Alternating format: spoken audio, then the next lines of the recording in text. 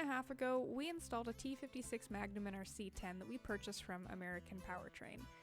And now the slave cylinders failed. So we called them to see what was going on and what we could do, and they informed us that this is actually a common problem in vehicles that sit too long. Apparently you're supposed to depress the clutch pedal at least once a month, otherwise the seals dry up and they crack and they break. They actually said they provide a rebuild kit when you purchase the transmission because this is a very common failure, which is odd.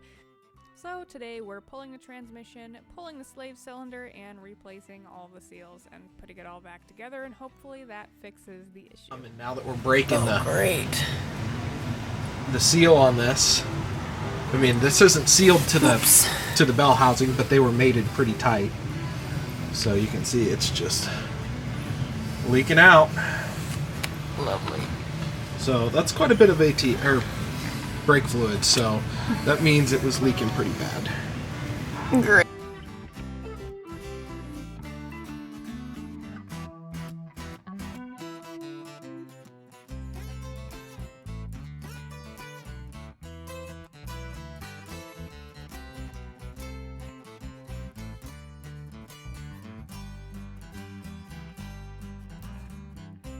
Bring it. Okay. Well, let's pull this guy out.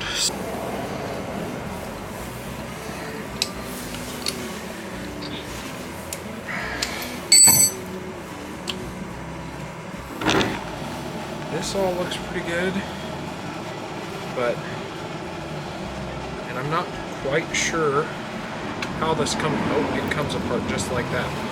So we need to inspect. I was seeing moisture. Oh, look at that. See where it's chafing? That piston is chafing the body. So I think hopefully this thing isn't trash. So I'm gonna clean the edge of this so that it slides through easier.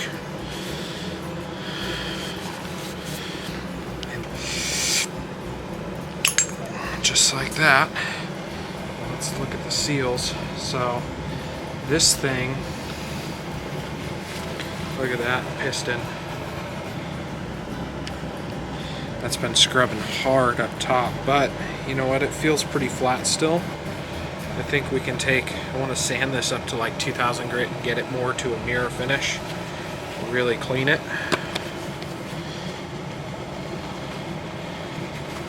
That'll probably fix that portion. And then as far as this goes, that is just trashed dirty in there.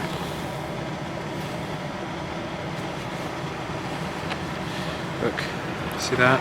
Hang on, hold it still. Yeah. So that's chafing there too.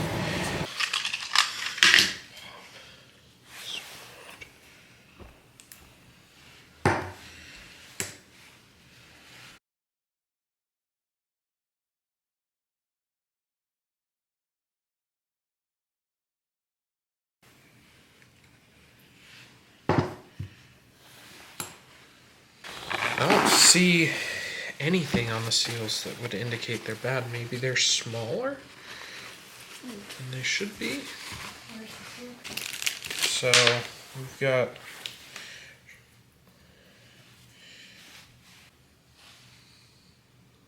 Oh, way smaller. So did the seal shrink? Just fished that in there. What I'm going to do is I'm going to put a little grease on it. And yeah, you can definitely see.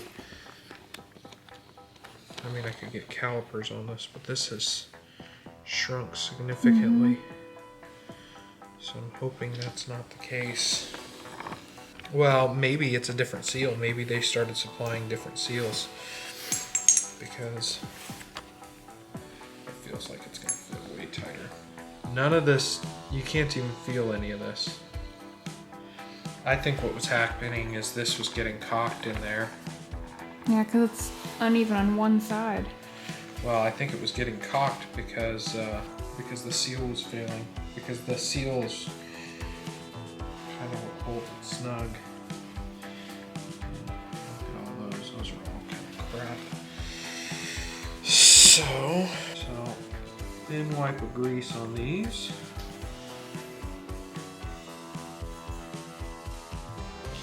Chafing. Insert it.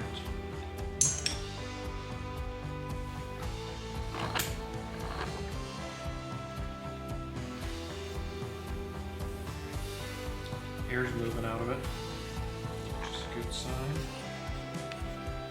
Feels much more.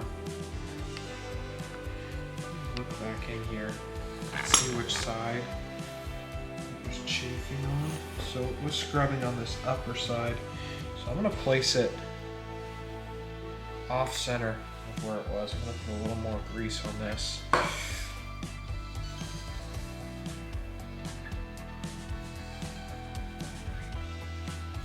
This grease will be off by the time it gets bled, but for now I don't want to cut up the seals. So if you look, I don't know if you can see right here, you can see the anodizing is off of the aluminum. Right there. Mm-hmm.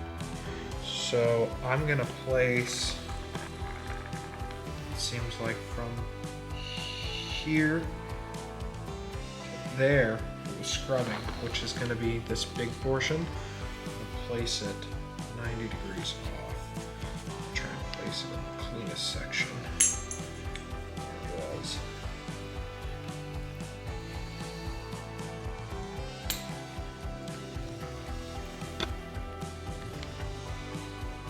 That doesn't seem like a it sat too long kind of issue.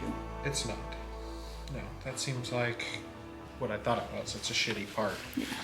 And American Powertrain should be ashamed on this one because, you know, Tilton does make one that doesn't require shims. It's got its own depth setting method that has threads, and it's only $100 more. And considering this is $345 online, it's kind of ridiculous that it only lasts like a year. So, to American Powertrain, get your shit together.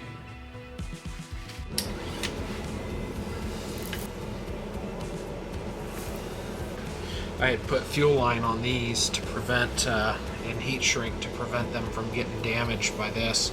I'm glad I did because this has chafed a bunch in there.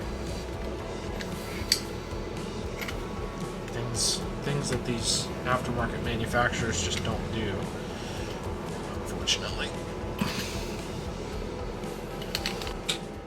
I don't have any videos of test driving the truck or anything other than reinstalling the transmission, but trust and believe the clutch was 1000% better once this was all said and done.